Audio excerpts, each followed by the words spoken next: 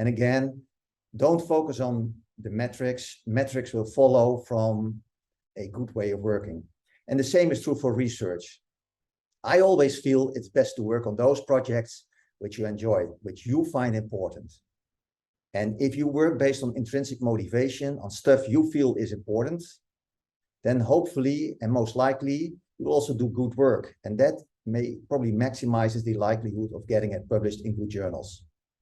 So overall, I always feel focus on the process and not on the outcomes. Outcomes will always be there, but in some sense, they are not controllable by you. What you can control is what you're doing on a day-to-day basis. Try to do that as good as possible and try to enjoy it as much as possible.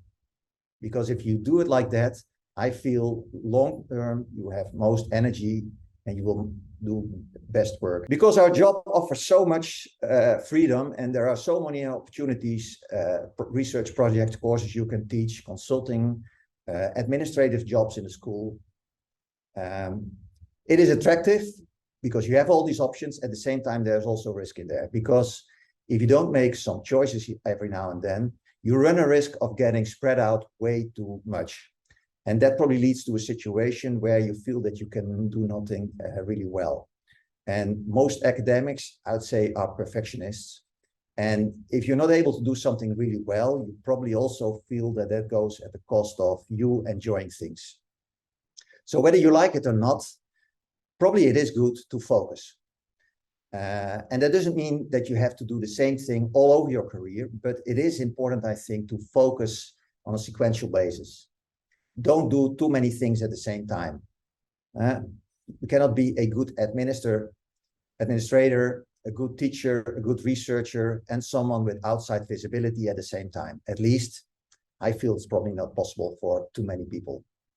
So at the end of the day, it is good to focus on a few things and then do them as good as possible, because my feeling is that that will give most reward.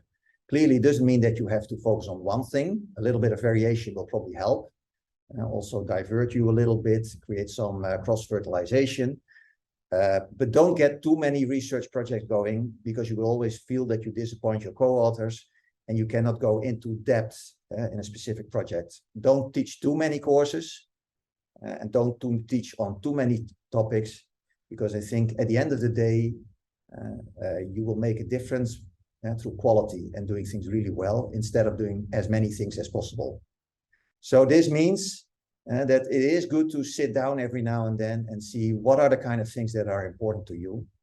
And it also means that you have to be able to say no. And saying no is accepted, and you can do it. And if you do it in a nice, friendly way, it will also be accepted. No one can comply to all requests that come to them. And you also should understand that people will understand it if you explain it. And you also don't need to fear that if you let go of an opportunity, that opportunity will not come again. Based on my experiences, there will always be opportunities coming by. So look at them in a critical way and don't say yes to everything, because focus, I feel, is key in this profession.